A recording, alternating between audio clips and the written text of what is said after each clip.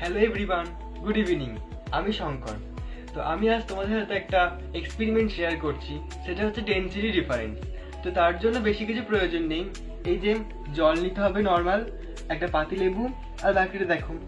তো ফার্স্টে কি করতে হবে না, এই যে সাধারণ জলটা আছে এর মধ্যে এই লবণ এই লেবুটা দেবো। তো তাহলে দেখো দিচ্ছি, কিন্তু দেখা যাবে এই লেবুটা এই জলটার মধ্যে ডুবে যাবে।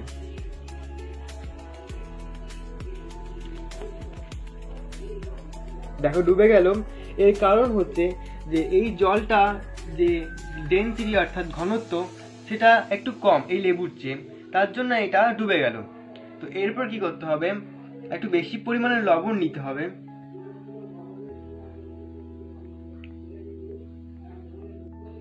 এই তো একটু বেশি পরিমাণে লবণ দিয়ে দিলাম, এবার একটু গুলে নিলাম। এরপর এই পাতিলেবুটা আবার এই জলটার মধ্যে দেব।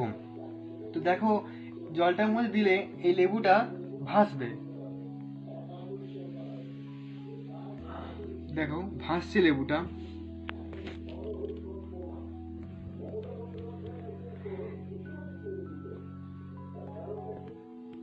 এর কারণ এটাই যে এখন এই লেবুটার যে ডেনসিটিটা তা এই লবণগুলো জলটার থেকে একটু কম, কারণ এই লবণগুলো জলটা ডেনসিটি একটু বেশি ঘনত্বটা।